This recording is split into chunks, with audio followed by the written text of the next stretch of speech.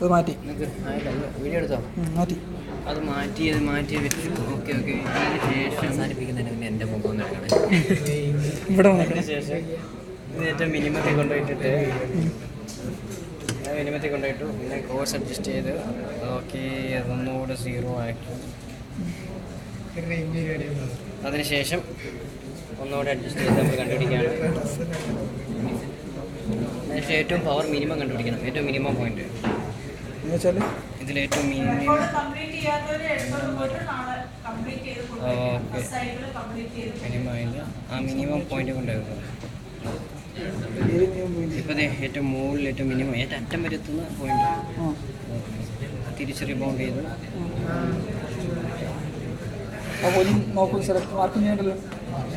അവിടെ മാർക്ക് ചെയ്യണ്ട, ഇവിടെ മാർക്ക് ചെയ്യണം. ഇവിടെ ഈ പോയിന്റ് എടുക്കണം. റീഡിങ് കറസ്പോണ്ടിങ് ആണ്. അപ്പോൾ അത് 8.4 റീഡിങ്. ആ റീഡിങ് എടുത്തു. അതാണ് പോയിന്റ് ഡി. അതിനുശേഷം വീണ്ടും ഇതിങ്ങോട്ട് കണ്ടിട്ടിരിക്കുക. ഇങ്ങോട്ട് തിരിക്കും. അപ്പോൾ അത് 0യിലേക്ക് പോയിട്ട് പിന്നെ അടുത്ത പോയിന്റ് കണ്ടുപിടിക്കുക. അടുത്ത മിനിമം പോയിന്റ്. പിന്നെ തിരിച്ചു കൊണ്ടിരിക്കുക. പോയി ഏറ്റവും മിനിമം പോയിന്റ് കണ്ടുപിടിക്കുക.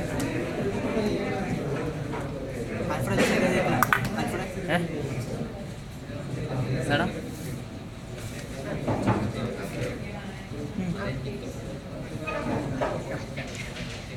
ഓക്കെ. ഈ പോയിന്റാണ് 11.56. 11.6. ഇതാണ് ഈ പോയിന്റാണ് λg/2. അതായത് ഈ പോയിന്റ് 11 പോയിന്റ് ഡബിൾ എടുത്തു കഴിഞ്ഞാൽ λg കിട്ടും. λg കിട്ടി. ഇനി d/λ ആണ്. തല കൊണ്ട് വെച്ച് തല വേണ്ട, തൽക്കാലം വിരല മതി.